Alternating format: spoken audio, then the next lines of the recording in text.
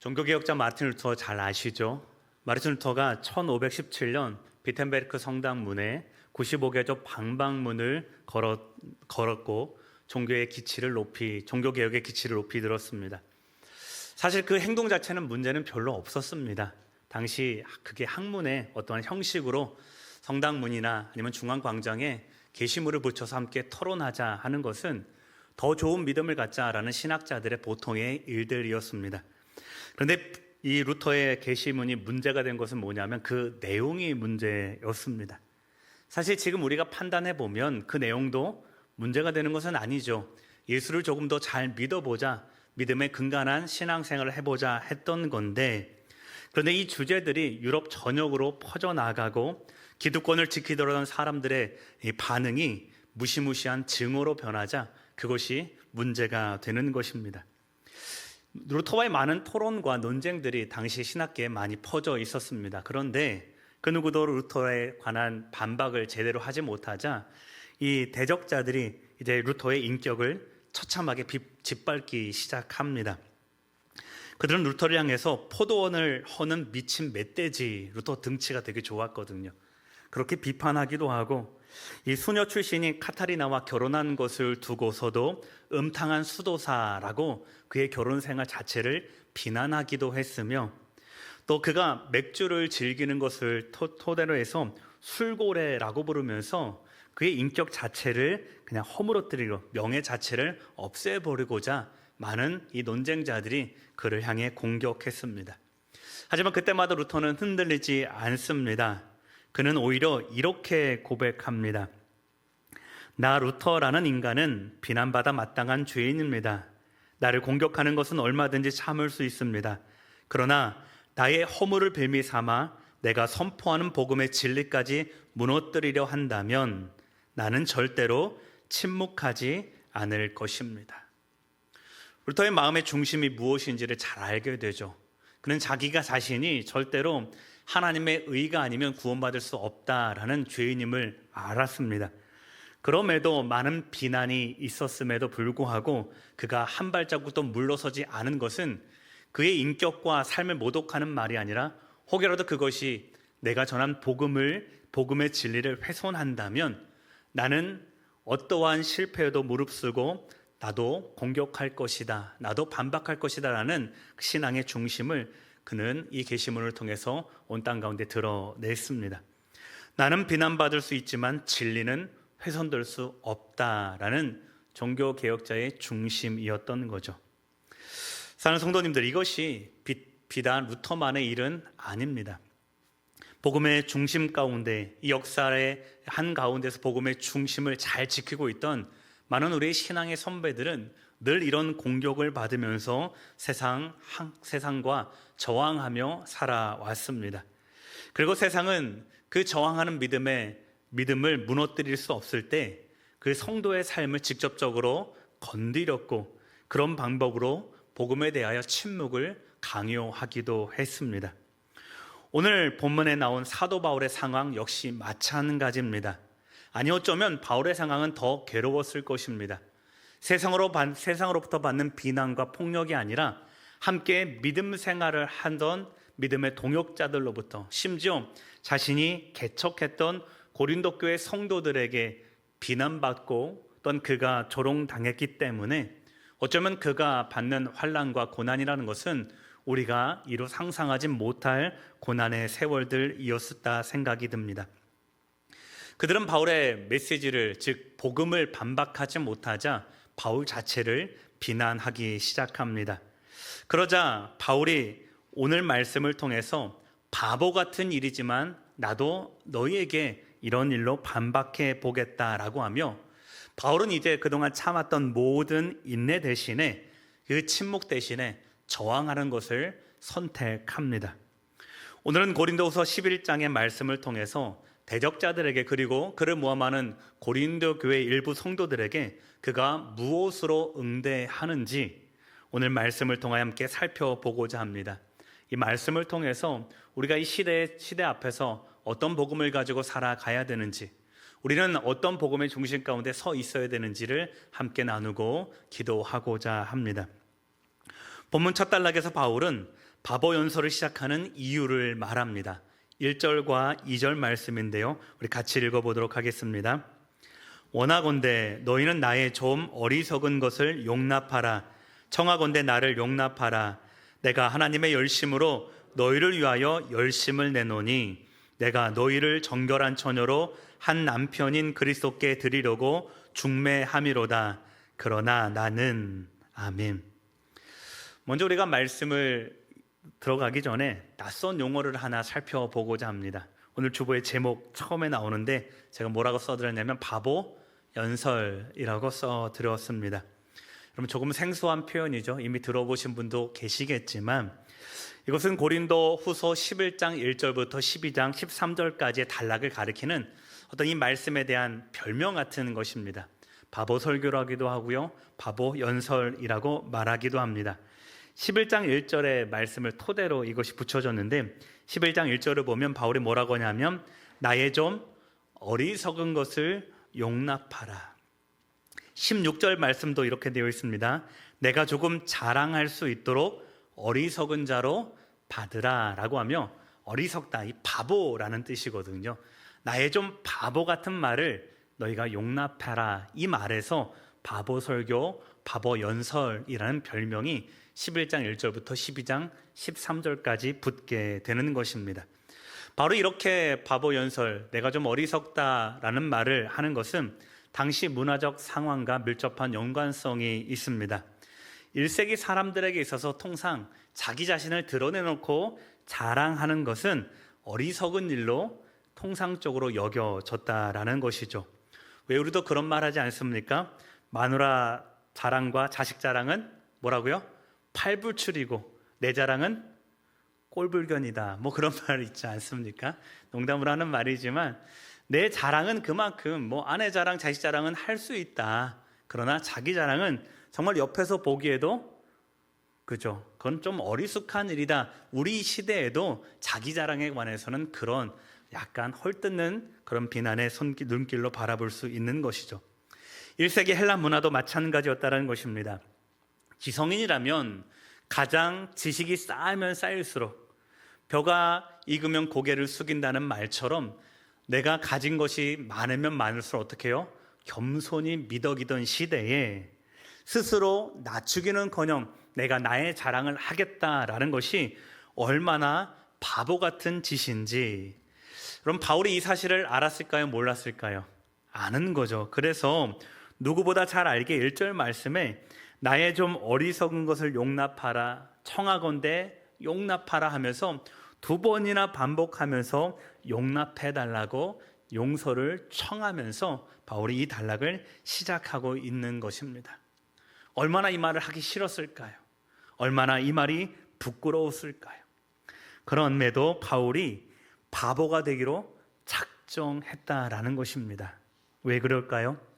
왜 바울은 이런 무리수를 두면서 이들에게 편지로 이런 청을 할까요?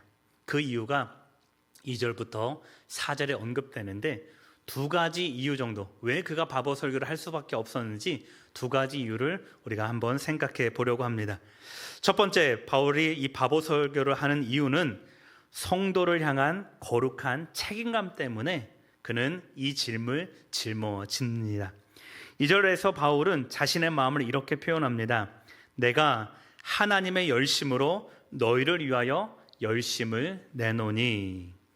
바울은 지금 자신의 감정을 뭐라고 표현하냐면 하나님의 열심으로 라는 말로 표현합니다. 그러니까 바울은 지금 내가 불안하거나 내가 분노하거나 애끓는 감정이 있기 때문에 먼저 이것을 이야기하는 것이 아니라 하나님의 마음에 내가 합하여서 생각해 보니까 이러한 뉘앙스로 오늘 고린도 교회에 권면하는 것입니다.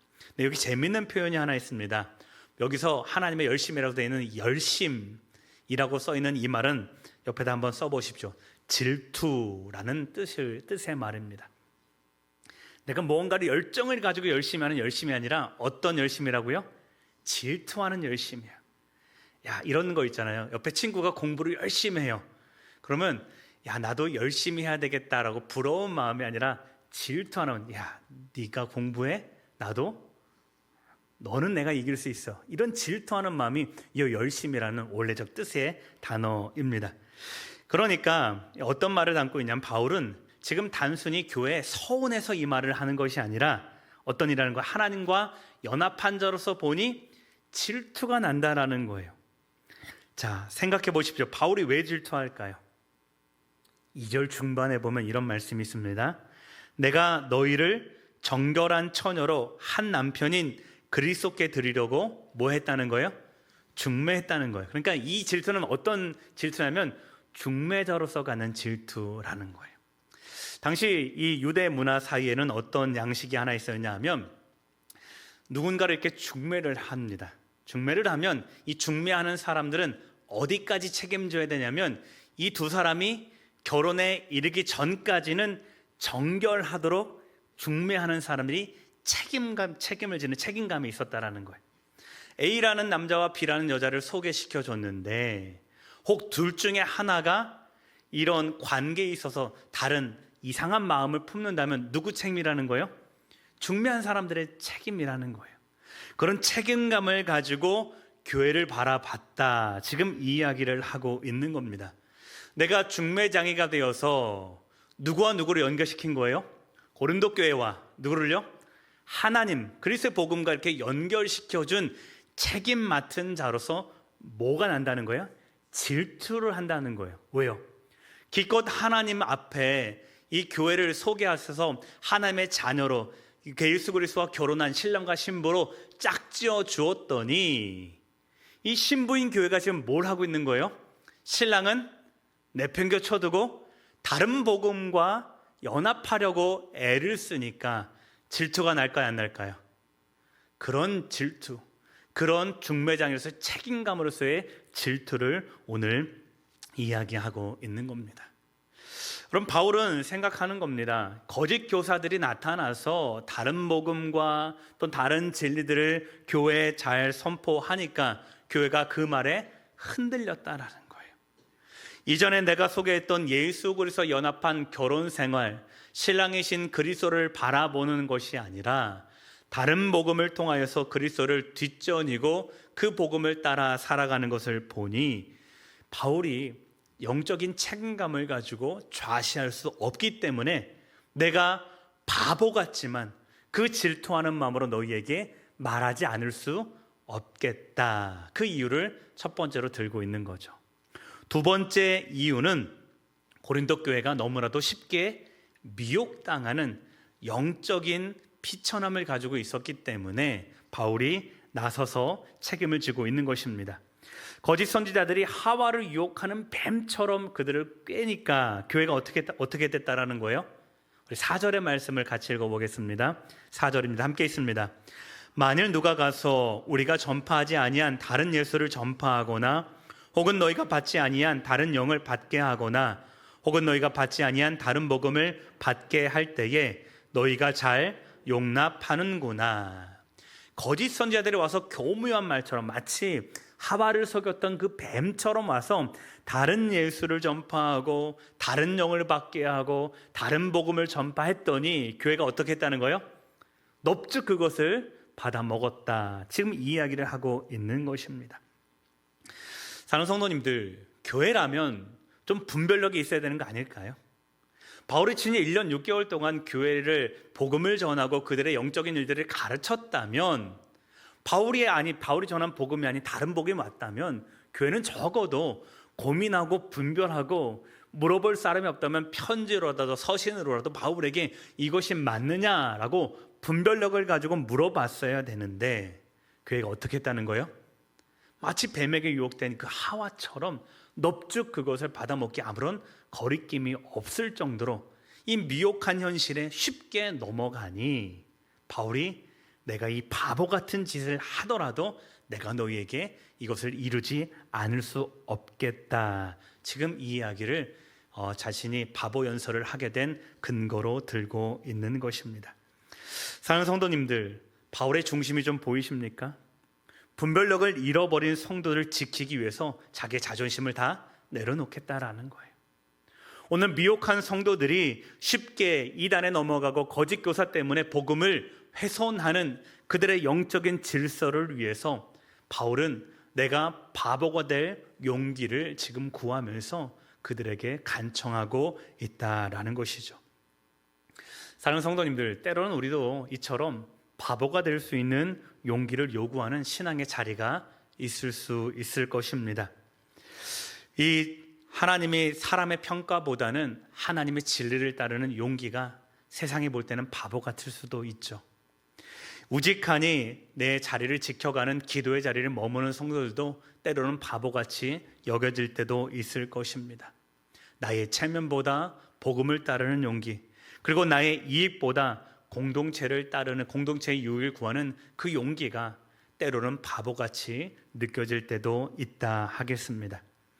비록 세상의 눈에는 이 모든 것들이 미련해 보일 수 있고 때로는 바보같이 보일 수 있을지라도 진리를 위해서라면 우리 한 사람 한 사람이 기꺼이 이 모든 것들을 그리스도 앞에 내어놓을 수 있는 신앙의 용기를 갖고 우리 또한 함께 이 믿음의 길을 걸어가기를 소망합니다. 그 바보 같은 순전함 때문에 교회의 믿음은 지켜지는 것입니다. 그 바보 같은 용기 때문에 우리 누군가의 한 사람의 믿음이 지켜질 수 있고 온전해질 수 있다라는 이 바울의 권면을 통하여 우리의 믿음도 그 자리를 용기 있게 지켜가기를 주님의 이름으로 축원합니다. 자, 이렇게 바보 연설을 감행하는 동기를 두 가지로 밝힌 바울은 본격적인 자기 자랑을 하기 전에 먼저 이 대적자들이 자신을 향하여 신란하고 비판한 것에 대한 두 가지 응답을 하게 됩니다. 오늘은 여기까지 한번 좀 살펴보고자 합니다. 자, 바울의 대적자들이 바울을 욕하고 비난하는데 크게 두 가지를 먼저 바울이 언급합니다. 첫 번째는 뭐냐 하면 부족한 웅변술에 대해서 비난합니다. 거기에 대한 바울이 답을 하죠. 5절과 6절의 말씀을 같이 읽어보겠습니다. 나는 지극히 크다는 사도들보다 부족한 것이 조금도 없는 줄을 생각하노라. 내가 비록 말에는 부족하나 지식에는 그렇지 아니하니 이것을 우리가 모든 사람 가운데서 모든 일로 너희에게 나타내었노라. 아멘. 바울의 적대자들이 교회에서 들어와서 이 바울을 공격하는데 제일 먼저 뭘 공격했다라는 거예요? 바울의 말솜씨. 바울이 설교하는 것, 바울이 말하는 것들을 비판하고 비난했다라는 것입니다. 그들이 하는 말을 생각해 보면 이런 것이 아닐까 합니다. 봐라, 바울은 말주변이 없는 아마추어다. 그는 웅변술이 서툴고 권위도 없다. 지금 이렇게 비난한다는 거예요. 그럼 바울이 꽤 1년 반 동안 목회를 했다고 하면 그가 정말 말을 못했을까요? 아무리 생각해봐도 바울이 언변이 없었다는 게 잘 이해가 되질 않더라고요. 아무리 설교 못하는 사람도 이 자리에 세워놓고 1년 반 동안 너가 설교해봐 라고 가르침의 자리를 허락한다면 1년 반 동안 내공이 쌓인다면 고린도 교회에서만 1년 반 동안이었지 다른 모든 교회에서도 이 말하는 것들을 살펴보면 바울이 말을 잘했을까요? 못했을까요? 잘했을 거예요.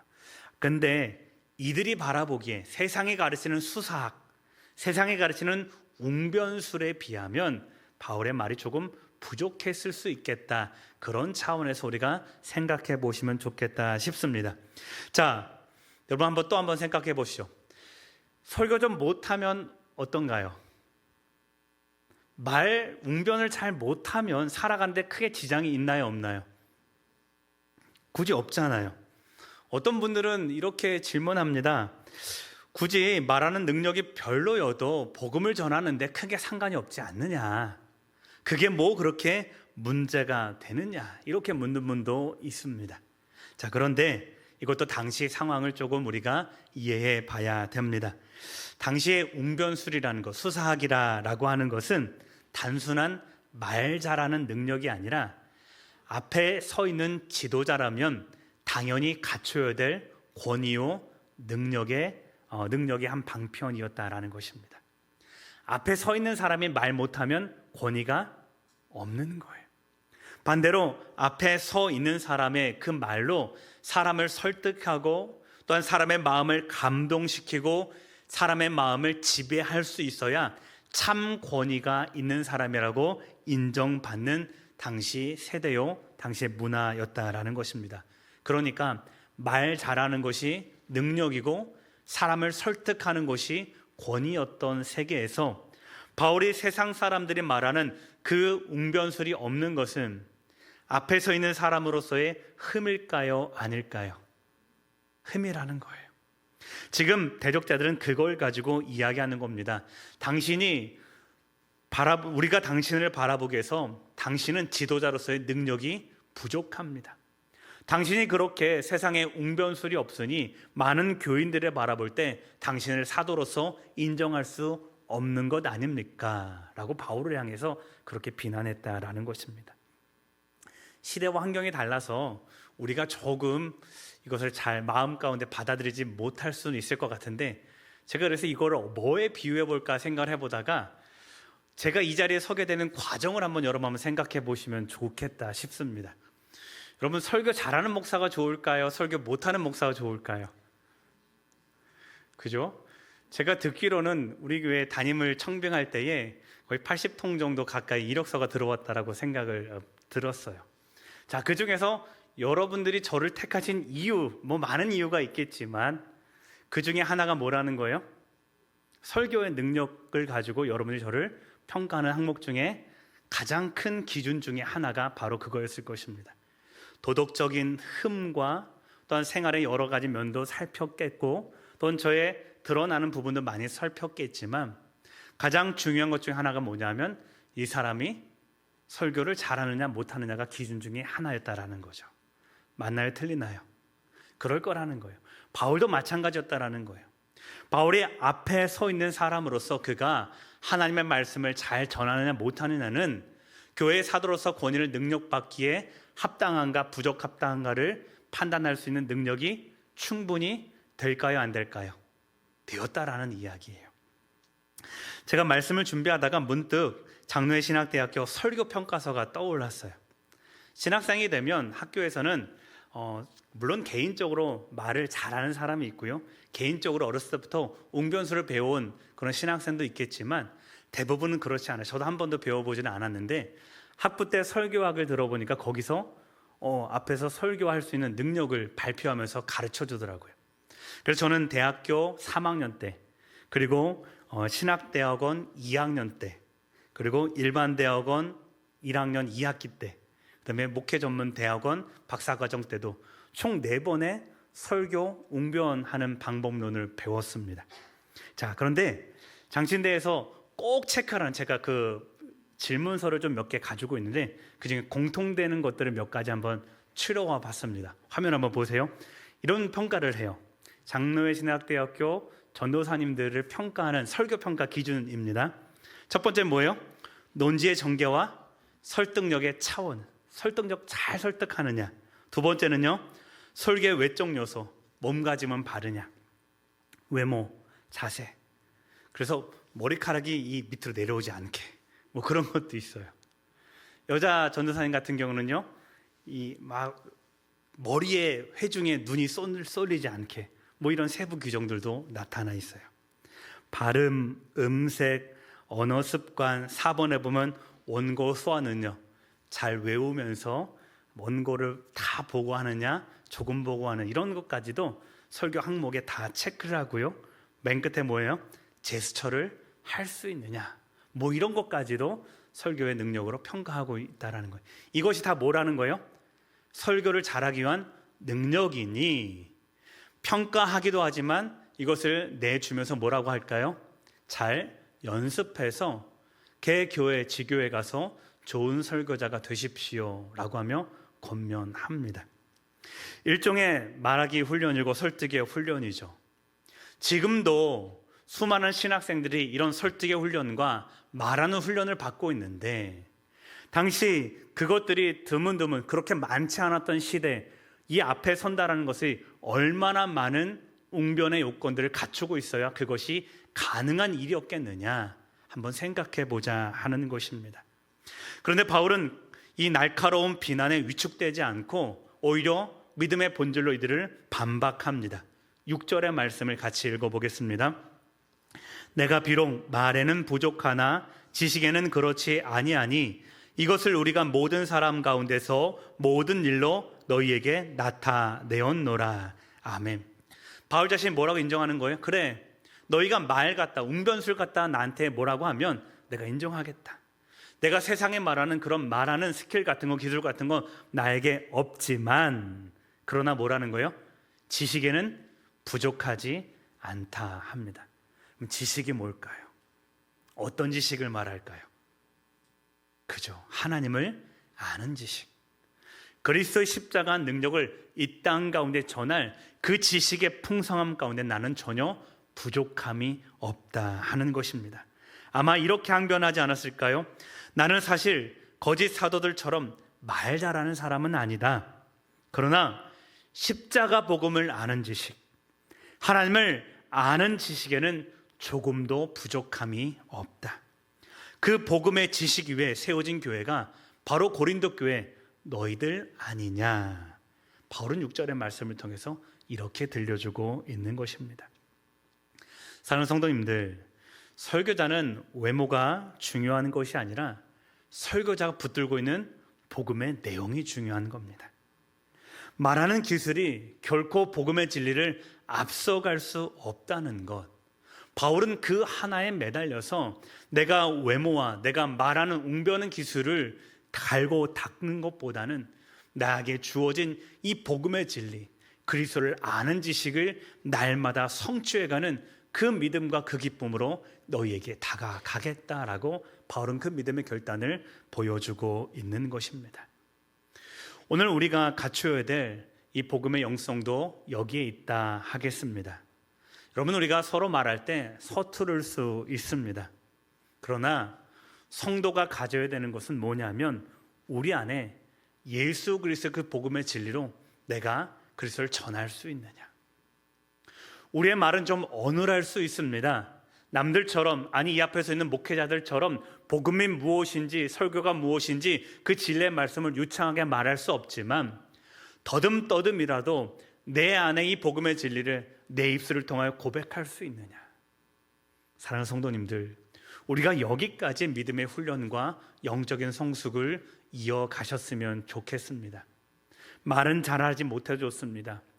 조금 어눌해도 좋습니다. 그러나 내 안에 가진 복음의 진리는 표현할 수 있어야 되는 것입니다. 그것이 오늘 우리들 가운데 주어지는 영적인 성숙이요 믿음의 역량이라는 것을 늘 기억하시면서 이 복음을 아는 지식에 대한 훈련을 늘 연습하고 또한 표현해 볼 수 있는 우리 성도의 삶의 자리가 되기를 소망합니다. 대적자들이 바울을 비난한 두 번째 요소는 뭐냐 하면 바로 사례를 받느냐 안 받느냐 하는, 사례를 안 받는, 즉 바울의 자비랑 선교를 고린도 교회는 지금 비난하고 있습니다. 이상하지 않습니까?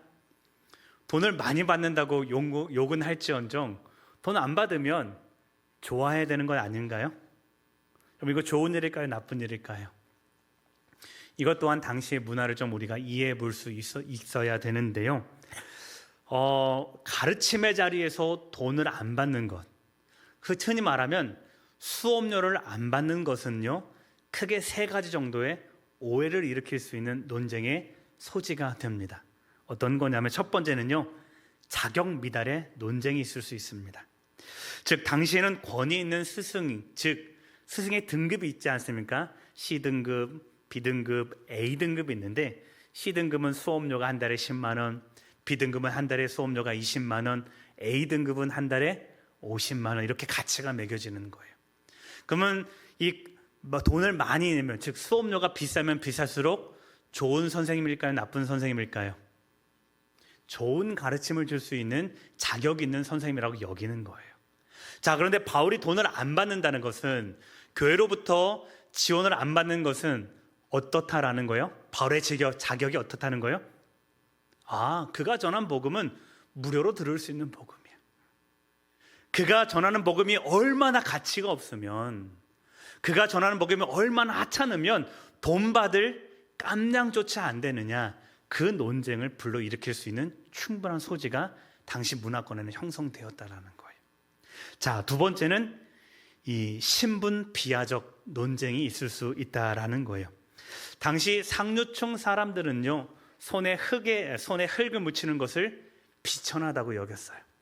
자, 그런데 바울은 고린도에서 사역하기 위해서 뭘 직접 만들어서 팔았습니까? 천막 짓는 일을 했습니다. 그 손에 물집이 생기고 또 천막을 무드질을 하다 보면요, 손이 막 상하고 피가 났을 겁니다. 자, 그런데 사람들이 이렇게 말할 수 있다라는 거죠.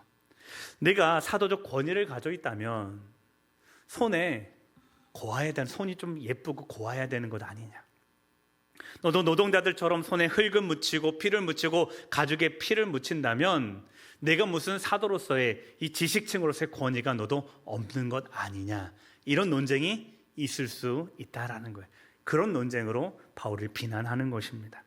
세 번째는요, 관계 거부에 대한 논쟁이 하나 있었습니다.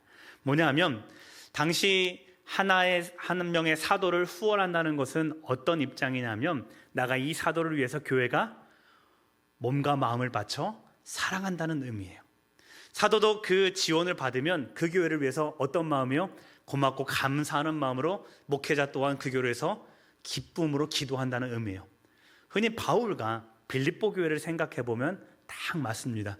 여러분, 성경 어느 교회와 사도 관계보다 바울과 빌립보 교회의 친밀한 그런 영적인 교제를 누리고 있지 않습니까? 자, 그런데 고린도 교회에서 이 지원하겠다는 이 돈을 바울이 거부한다는 거예요. 그럼 어떤 의미예요? 어떻게 오해받을 수 있어요? 아, 거봐라, 1년 반 사역하고 가더니 이젠 너희와 관계하기 싫다는 거 아니냐. 너희와 함께 있을 때는 영적 아버지니 뭐니 해도 오랫동안 떠나 있으니 바울은 원래 그렇게 오만한 자였어 라고 하는 비판이 있을까요, 없을까요? 있을 수 있다라는 거예요. 이런 비난을 바울이 알까요, 모를까요? 충분히 아는 겁니다. 그래서 그는 강하게 반박하는 거죠. 7절과 8절 말씀입니다. 이런 논쟁에 대해서 바울이 뭐라고 말하냐? 7절과 8절입니다. 같이 읽어보겠습니다. 내가 너희를 높이려고 나를 낮추어 하나님의 복음을 값없이 너희에게 전함으로 죄를 지었느냐? 내가 너희를 섬기기 위하여 다른 여러 교회에서 비용을 받은 것은 탈취하는 것이라. 바울이 뭐라고 말한 거예요? 야, 내가 너희를 높이려고 내가 돈 받지 않는 건데 이것이 너희에게 큰 잘못이냐, 내가 죄를 진 거냐 라고 하고 먼저 죄의 요소를 가지고 호소합니다. 두 번째는요, 너희에게 이렇게 자비랑으로 하는 것은 누가 지금 후원하고 있기 때문이라는 거예요? 너희는 지금 부자 지역, 고린도 교회가 굉장히 상업적으로 융성했다고 말씀드리지 않았습니까? 너희는 상업지역으로 풍성한 지역에서 이렇게 교회를 귀하게 여기고 섬기지만 너희보다 연약한 저 마게도냐와 아가이 지역에서 너희를 선교하는 것을 후원하고 있는 저 교회의 후원을 받아서 내가 너희에게 이렇게 하는 것인데 너희가 그 교회의 정성까지도 무시하는 것이냐. 교회뿐만 아니라 내가 너희를 섬기고 사랑하기 위해서 이렇게 낮은 모습으로 너희를 섬기는 것인데 너희가 그 정성과 사랑을 모른 채 나를 비난하는 것은 어찌 됨이냐. 바울은 지금 그렇게 이야기하는 것이죠. 9절의 말씀도 마찬가지입니다. 9절 맨 마지막에 바울이 뭐라고 말합니까? 지금까지 내가 조심했고 앞으로도 어떻게 해요? 조심할 거야 라고 하면서 바울은 한결같이 이 교회에 관해서 성도가 상처받지 않기 위해서, 성도가 높아지는 사랑의 그 사역을 위해서 그런 이 자비랑 사역을 고린도 교회와 이 다음 사역제까지 이어가겠다라는 그 스스로의 결단을 밝히고 있는 것입니다. 사랑하는 성도님들, 바울은요 자신이 한없이 낮아지기를 원했습니다. 바울은요 이 모든 것을 통해서 뭘 한 가지를 원했느냐 하면 복음이 값으로 매겨지는 것을 원하지 않았어요. 여러분, 돈을 받고 안 받고가 중요하다고 여기시면 안 됩니다. 바울은 고린도 교회부터 후원 받아도 괜찮아요. 후원 안 받아도 괜찮아요. 그런데 누군가는 자비랑을 받을 수 있고요, 또 누군가는 이 교회로부터 지원을 받을 수 있는데 바울이 원하는 것은 뭐냐 하면 돈을 받고 안 받고의 문제가 아니라 복음이 마치 돈을 받아서 더 풍성히 여겨지는 것처럼 돈을 많이 받으면 더 귀한 것이고 돈을 안 받으면 하찮고 그렇게 교회가 여기는 상업의 수단으로 거래선으로 복음이 거래되는 것을 바울이 원하지 않았다라는 거예요. 너희가 그런 마음을 가지고 있다면 내가 다음에 이곳에 와서 사역하더라도 나는 복음이 거래되는 것을 원하지 않기 때문에 나는 여전히 너희들에게 있어서는 자비랑으로 사역할 거야. 지금 바울이 그 이야기를 들려주고 있는 것입니다. 사랑하는 성도님들, 세상은 동일하게 우리를 향하여서 그렇게 왜 손해보고 있느냐? 세상은 우리를 향하여서 이 너희는 왜 그렇게 손해보면서 심지어 우리 돈을 내면서 교회를 다니고 있는 거 아닙니까? 우리를 향해 세상도 똑같이 욕합니다. 너 왜 이렇게 바보같이 신앙생활 하느냐? 너 왜 이렇게 너가 대접받기도 부족한 이 시간에 너는 너의 돈, 너의 경제력을 투자하면서까지 왜 바보같이 거기에 매달리고 있느냐? 우리를 비난할 수도 있을 것입니다. 하지만 우리의 바보 같은 이 사역을 통해서, 우리의 바보 같은 이 은혜를, 우리의 이 사역을 통해서 누군가는 은혜를 흘려보내고 흘려보던 그 은혜를 통하여 하나님을 알 수 있다라는 것입니다. 사랑하는 성도님들, 우리의 바보 같은 행동을 통하여서 한 영혼이 살아난다면, 우리의 바보 같은 우리가 이 일을 통해서 복음이 값이 매겨지는 것이 아니라 복음이 끊임없이 흘러갈 수 있다면 여러분 괜찮은 일 아닐까요? 사랑하는 성도님들, 오늘 우리가 이 한 가지를 기억했으면 좋겠습니다. 그리스도의 권위는 내가 대접받는 그 자리에서 생겨나는 것이 아니라 내가 조금 바보 같을지라도 나의 낮아짐을 통하여서 복음이 흘러가는 그 자리에 사도적 권위와 그리스도의 권위가 세워진다는 것을 늘 기억할 수 있는 우리 성도님들 되셨으면 좋겠습니다. 이 사실을 우리가 알 때야 우리에게 주어진 이 복음의 은혜가 얼마나 값진 것인지를 우리 또한 깨달을 수 있을 것입니다. 오늘 바울의 바보 연설 서론을 들었습니다. 바울은요, 하나같이 그가 매달리는 복음을 위하여 내가 낮아지는 것, 내가 비난받는 것, 내가 많은 사람들, 특별히 교회에 함께 동역하던 사람들로부터 오해받는 그 자리일지라도 능히 감당하겠다는 겁니다. 왜요? 무엇을 위해서요? 복음이 전해지는 것을 위해서. 사랑하는 성도님들, 우리도 이 진리 위에 우리의 조금 바보 같은 것을 서로 용납해 주며 세상 앞에 이 바보 같은 존재로 함께 서가기를 소망합니다. 우리의 말이 좀 어눌해도 괜찮을 것입니다. 우리의 행동이 세상에 보기에 조금 바보 같아도 괜찮을 것입니다. 그러나 그 중심 안에는 늘 예수 그리스도를 아는 지식으로 풍성히 하시고 우리의 이 조금 바보 같은 모습으로 하나님의 은혜의 복음이 온 땅 가운데 흘러가도록 그 일에 헌신하고 수고할 수 있는 우리 성도의 믿음 되시기를 소망합니다. 그리할 때에 우리를 통하여서 또 교회의 사역을 통하여서 하나님의 복음이 다시 한번 이 땅 구석구석 가운데 흐르고 넘칠 줄 믿습니다. 그 결단과 소망을 가지고 살아가는 귀한 성도의 삶 되시기를 주님의 이름으로 축원합니다. 오늘 말씀을 기억하시면서 함께 기도하겠습니다. 하나님, 진리를 위해 기꺼이 낮아지는 용기를 주옵소서. 겉모습이 아닌 복음의 본질을 분별하는 영적인 눈을 주시고 은혜로 서로를 섬기며 흘려보내는 사도적 삶을 살아가게 하옵소서. 이 제목으로 함께 기도하겠습니다.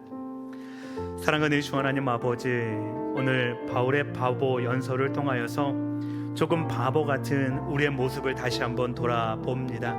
하나님, 우리도 상대의 존귀함을 위하여 우리가 좀 낮아지는 자리를 택합니다. 상대방이 높아지는 것을 위하여 우리 스스로 겸손한 자리를 택합니다. 하나님, 그 자리를 택할 수 있는 용기를 허락하여 주시고 주의 진리와 복음과 또한 이웃사랑의 영성을 위하여 우리가 낮아질 수 있는 하나님 담대한 용기를 허락하여 주시옵소서. 하나님, 겉모습을 가꾸어 가는데 온 집중을 하는 것이 아니라 하나님, 우리가 전에 받은 이 복음의 내용, 그리스도를 아는 지식과 하나님의 복음의 지식 가운데 더욱더 풍성하게 우리를 채워주시고 하나님, 날마다 그 분별할 수 있는 영적인 눈을 뜨도록 주여 인도하여 주시옵소서. 그래야 우리가 일 가운데 헌신하게 하시고 우리의 낮아짐을 통하여서 예수 그리스도의 그 선한 사역과 그 복음이 온 땅 가운데 흘러갈 수 있도록 주여 우리를 통하여 역사하여 주시옵소서.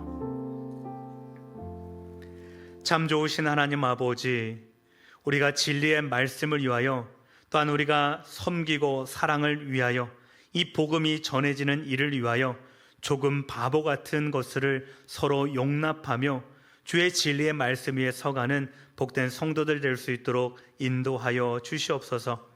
우리의 겉모습을 화려하게 꾸미는 것이 아니라 내가 가진 그리스도를 아는 지식, 하나님을 아는 그 지식에 더욱더 풍성해지도록 날마다 영적인 성숙을 허락하여 주시고, 우리가 은혜로 섬기고 복음을 이 땅 가운데 흘려보내는 사도적 삶을 결단하며 조금 바보 같을지라도 주의 복음을 위하여 낮은 자리를 택하여 흘러가는 성도의 삶 될 수 있도록 그 믿음의 결단을 우리에게 허락하여 주시옵소서. 그리하여 주의 복음이 우리 교회에 풍성이 넘칠 뿐만 아니라 교회의 담장을 넘어 온 땅 구석구석에 하나님의 복음의 사역을 늘 증거할 수 있는 귀한 복된 성도의 삶 될 수 있도록 인도하여 주시옵소서. 감사하며 축복하며 존귀하신 예수님 이름으로 기도드립니다. 아멘.